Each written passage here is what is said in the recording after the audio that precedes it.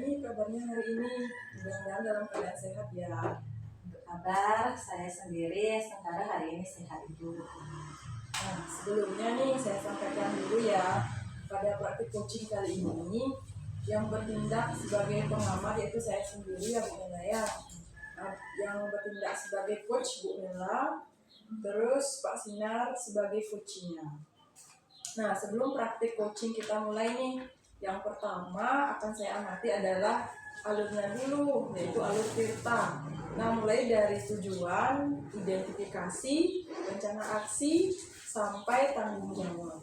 Nah, yang kedua adalah kompetensi coaching apa yang Bu Mela miliki. Kalau boleh tahu pada kesempatan kali ini, kompetensi coaching yang ingin dikembangkan Bu Mela itu seperti apa?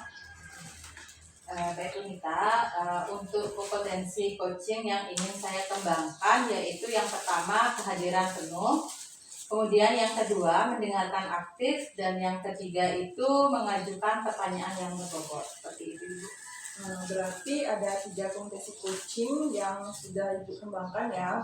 Nah, dari ketiga kompetensi itu mana yang secara spesifik yang ingin Ibu observasi? Dari ketiga kompetensi tadi yang saya ambil itu satu Ibu, yaitu mengajukan pertanyaan yang berbobot. Nah, kalau gitu indikator ketercapaiannya apa yang menginginkan Bu Mela mengajukan pertanyaan berbobot? Kalau harapan saya Ibu, melalui pertanyaan yang berbobot itu, yang pertama saya sebagai coach bisa mengarahkan coachee untuk menggali potensinya serta coachee mendapatkan solusi dari permasalahan yang dihadapinya saat ini.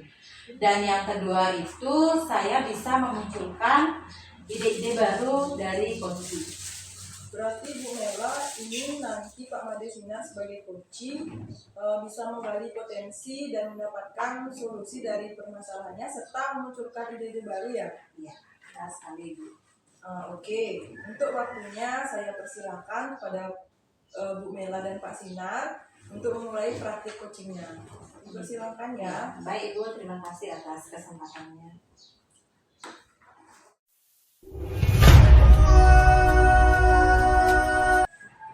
Selamat siang Pak Sinar. Selamat siang Bu Mela. Ya, kemarin Pak Sinar sempat menghubungi saya, katanya ada hal yang ingin Bapak bicarakan hari ini. Nah, sebenarnya apa sih yang ingin Bapak bicarakan hari ini Pak dengan saya? Begini Bu, belakangan ini saya melihat murid-murid saya itu sering kali kurang fokus Ibu dalam proses pembelajaran, dan dia kurang termotivasi juga saat jam pelajaran bahasa Bali. Nah, saya khawatir ini akan berdampak pada hasil belajar mereka Ibu. Jadi seperti itu Pak ya. Nah, Pak Sinar melihat bahwa motivasi belajar siswa menurun saat pembelajaran bahasa Bali. Ya. Nah, selain itu ada lagi mungkin permasalahan yang Bapak alami? Saya sering kali juga melihat siswa itu di dalam kelas mengantuk saat proses pembelajaran bahasa Bali. Bahkan ada sampai yang tertidur di dalam kelas saat proses pembelajarannya. Jadi sampai tidur Pak ya. Gitu. Nah, kalau seperti itu permasalahannya dalam obrolan kali ini apa sih yang ingin Bapak dapatkan? Begini Bu, karena saya ingin sekali melihat murid-murid saya itu bersemangat dalam pembelajaran bahasa Bali. Saya ingin menemukan cara untuk meningkatkan motivasi belajar mereka selama itu khususnya dalam proses pembelajaran bahasa Bali, sehingga mereka bisa belajar lebih bersemangat dan lebih baik. Ya. Nah, jadi tujuan Pak Sinar adalah untuk meningkatkan motivasi belajar siswa di jam pelajaran bahasa Bali. Ya, supaya motivasi belajarnya meningkat atau tinggi levelnya, dan juga dapat mengerjakan dan mengumpulkan tugas yang saya berikan. Jangan sampai tingkat pemahaman akan materi pelajaran bahasa Bali itu menjadi tertinggal dan murid lainnya saat pembelajaran bahasa Bali juga akan terpengaruh juga Ibu seperti itu. Nah, kalau dari dari pengamatan Pak Sinar sendiri nih, murid yang dikatakan memiliki motivasi belajar itu seperti apa sih Pak? Kalau menurut saya murid yang memiliki motivasi belajar apabila mereka dalam proses pembelajaran itu aktif, baik dalam bertanya, menjawab maupun mengerjakan tugas yang saya berikan di dalam kelas. Itu.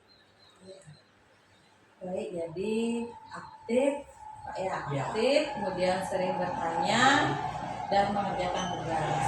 Ya. Terus selain itu mungkin ada lagi Pak? Kira-kira apa lagi Bu ya? Mungkin memiliki catatan materi di bukunya. Siswa itu mempunyai catatan terkait dengan materi yang saya ajarkan seperti itu. Berarti ada 4 ciri Pak ya. Iya. Yang pertama itu aktif, Ya. kemudian bertanya, mengerjakan tugas dan mencatat materi. Seperti itu Pak ya. Seperti itu. Iya. Nah, kalau yang ideal itu ada di angka 10 Pak ya. Sekarang murid Pak Sinar yang belajar di jam siang, kalau dari angka 1 sampai 10 berada di angka berapa Pak dalam pencapaian tujuan motivasi belajar tadi? Beragam sih Bu. Kalau dirata-ratakan itu ada di angka 6 sepertinya Ibu. Tapi masih bingung juga Bu untuk itu levelnya. Ya, jadi posisinya ada di angka 6 Pak ya. Menurut Pak Sinar, apa sih kendalanya sehingga ada di angka 6 Pak? Saya bisa merata-ratakan di angka 6 itu saya pikir salah satunya adalah karena murid saya tidak mengetahui aksara Bali Bu.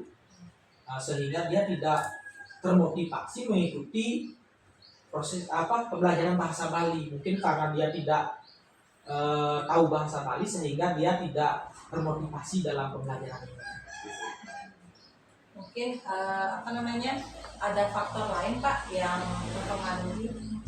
Ya mungkin juga mereka merasa kurang tertarik dengan materi yang saya ajarkan. Nah, tapi saya nantinya akan saya coba menggunakan variasi atau metode pengajaran yang lain. Tetapi sepertinya belum cukup juga Bu nantinya seperti itu. Ya. Berarti untuk Pak Sinar mencapai angka 10 sepertinya agak susah Pak ya. Iya. Nah, kalau Pak Sinar ingin lihat murid-murid yang belajar bahasa Bali di level berapa Pak untuk motivasi belajar tadi? Terkait dengan motivasi itu kalau saya rata-ratakan itu cukup tinggi Bu. Dengan kondisi seperti ini itu bisa di angka 8 seperti itu Ibu, di level 8. Ya. Kemudian apa yang bisa Pak Sinar lakukan untuk mencapai angka 8 itu Pak? Sebenarnya itu yang masih saya pikirkan itu yang menjadi masalahnya itu.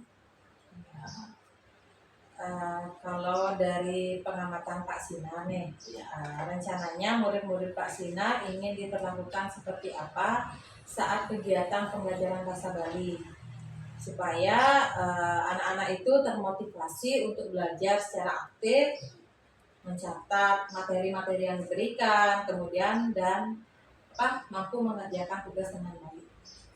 Sebenarnya itu mungkin saya bisa mencoba metode pembelajaran yang lebih interaktif dari guru kepada siswa seperti itu, seperti diskusi kelompok juga mungkin Ibu, atau itu menerapkan dalam proses pembelajaran itu permainan yang bersifat edukatif ya.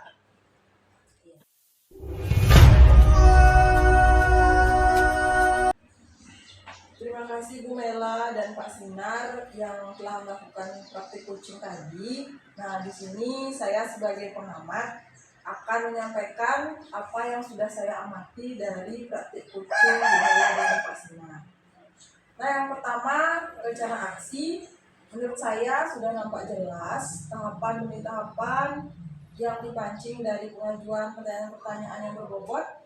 Yang kedua, coach juga sudah memberikan pertanyaan-pertanyaan yang sangat membantu untuk coach tersebut melaksanakan komitmen dari apa yang sudah direncanakan sebagai bentuk tanggung jawabnya.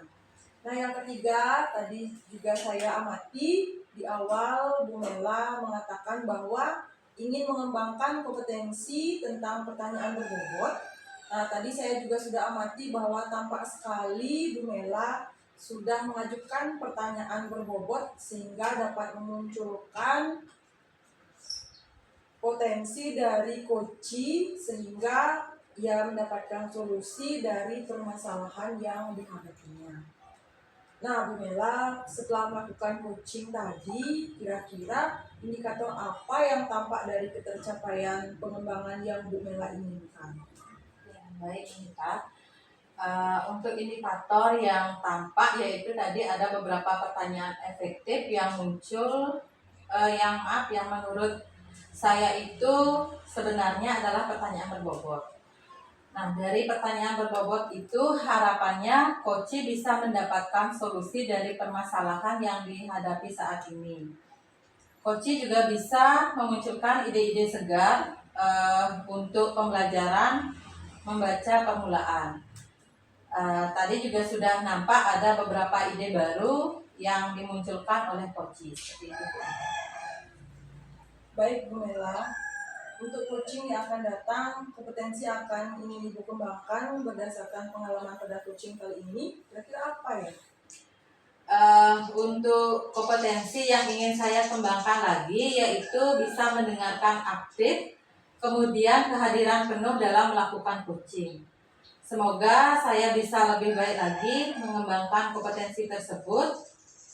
Semoga juga kompetensi mengajukan pertanyaan berbobot yang sudah saya munculkan dalam coaching kali ini bisa dikembangkan lagi ke depannya. Seperti itu Ibu Ita. Baiklah, nah karena waktu sudah cukup, saya ucapkan terima kasih atas praktik coaching hari ini ya Bu Mela dan Pak Sinar juga. Depannya semoga Ibu dapat mengembangkan dan menerapkan teknik coaching seperti yang sudah Ibu harapkan. Nah, demikian hal yang bisa saya sampaikan. Terima kasih. Sama-sama Ibu.